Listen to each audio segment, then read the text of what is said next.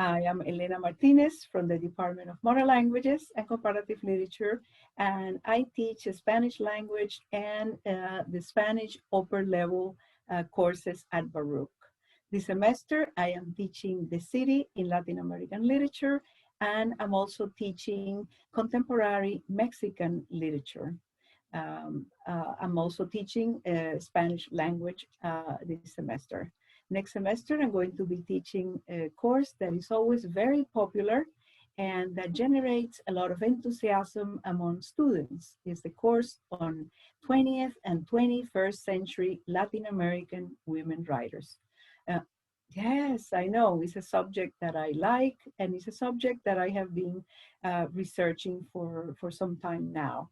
A couple of years ago, I co-edited a volume entitled Entre Islas, La Imaginación Poética, and it's a volume dedicated to the study of 5 Cuban women poets of New York.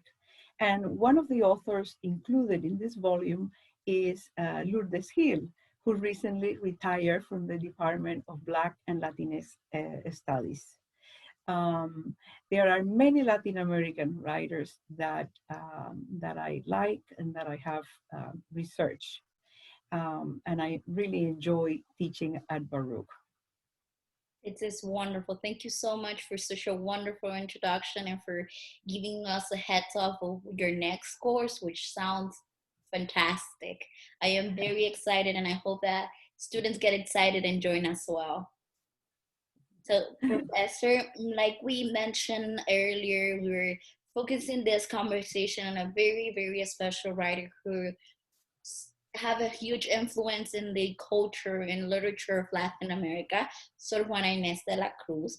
Could you please give us a little bit of introduction of who was Sor Juana Ines de la Cruz? Yes. Sor Juana Ines is a towering figure, is a 17 intellectual, playwright, poet, who also happened to be a nun, and she wrote philosophical poetry, and she wrote also essays. She was a special figure, prominent figure of the Baroque Hispanic literature. She had a mastery of the Spanish language, and she had a vast culture, and she dealt with philosophical and mythological themes in her literature.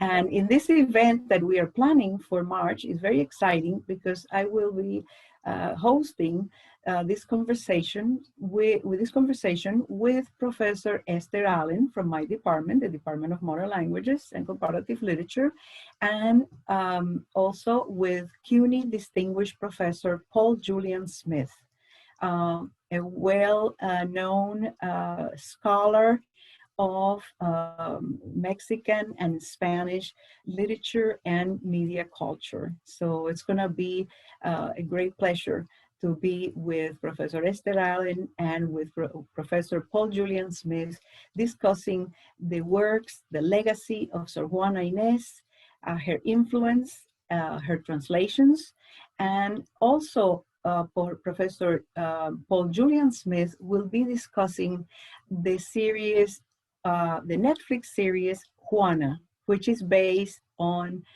Sor Juana Ines de la Cruz. So it's very exciting. I'm looking forward to that event. Me too. I watched the show and I absolutely love it. So I'm so excited for this event and to get 3 wonderful scholars to give us an introduction of the wonderful life of this woman who was known as the worst of them all. And that goes to my second question. When I first learned about Sor Juana Ines de la Cruz, I was so captivated by how she described herself as the worst of all. Why does she do that? Is there a story or reason behind why she decided to sign all her papers as the worst of them all? Yes, I don't want to tell you much about that right now. This is something that we're going to be discussing in March, so I'm not going to tell you much about that now. But in Sor Juana, there are many rhetorical, she uses many rhetorical devices. and there was silence and there was resistance. So we will be discussing the issue of silence as a strategy of resistance. And we will be discussing that particular line, which is also the title of an excellent film directed by Argentinian filmmaker Maria Luisa Bember. It's a beautiful Baroque film from the 1990s.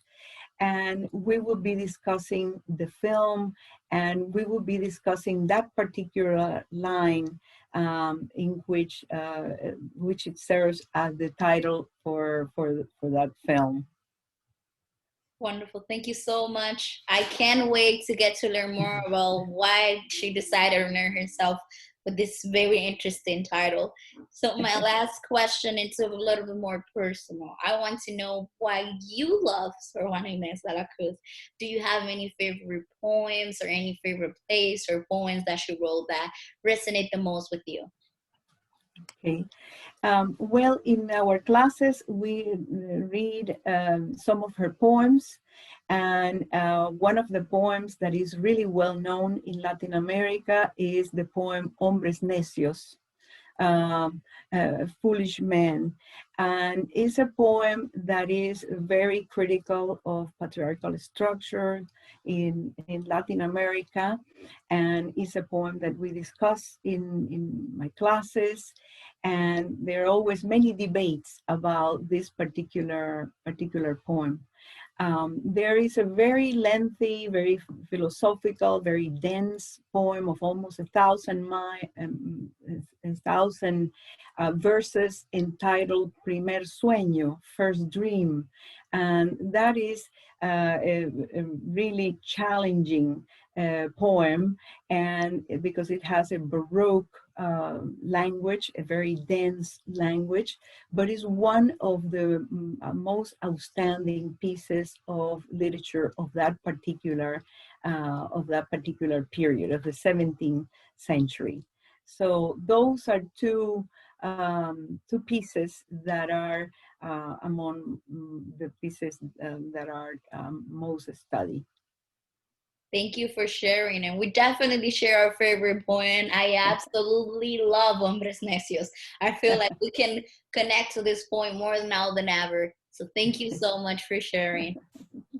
Professor, I also understand that you have a brief, very special presentation that you want to share with us. Could you please share? Sure.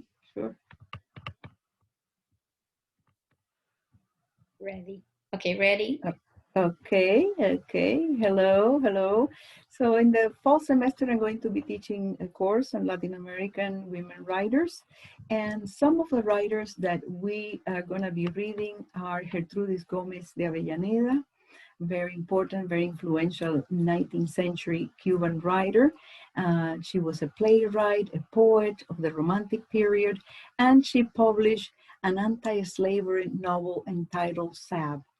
It's a very important piece of writing that presents a passionate argument for social equality and gender equality. Another important writer that we will be discussing in my class is Gabriela Mistral, Nobel Prize, 1945 Nobel Prize winner from Chile. And she is somebody who was also a diplomat, a humanist, who was involved in educational programs in Latin America. She spent some time in Mexico, and she made contributions to the educational system in Latin America. Talking about Mexico, another important writer is Rosario Castellanos. And actually, during the presentation on March 16th, Professor Esther Allen, we will be discussing one of Rosario Castellanos' novel, because Esther Allen translated one of her novels into English. And Rosario Castellanos is one of the writers who always claim Sor Juana as a mentor, as an inspiration in her poetry, in her novel, there are many references to the significance of Sor Juana as a literary mentor. Another important writer from Mexico is Elena Poniatowska, and she deals with the indigenous themes and issues of the disenfranchised in Mexico. This is a copy of the cover of my book, Entre Islas, dedicated to the study of 5 women poets of New York. Among my favorite writers is Cristina Rossi from Uruguay. Is a writer who presents a very complex world of ideas, of literary references, and artistic references. She deals with the themes of eroticism, and she uses irony and parody in her works. And one of my very favorite writers is contemporary writer Mayra Santos Febres from Puerto Rico, who visited Baruch and lectured at Baruch several years ago. She's a novelist, a poet, and a short story writer, and I particularly like her novels in which she uses a language and techniques that innovate, and she has also contributed to a better understanding of Puerto Rican culture and the significance of African heritage in Puerto Rico. So these are some of the writers that we will be discussing in the class in the fall semester, and I hope that many students will register for the class. Thank you for this opportunity, Daniela. Thank you, Professor. This course sounds amazing. I am totally in love with so many powerful voices from Latin America. I am very excited for the people who will be able to join. Unfortunately, I won't because I'm graduating, but I hope that many people get excited and join your course. Thank you. Thank you. It's okay, Sarah.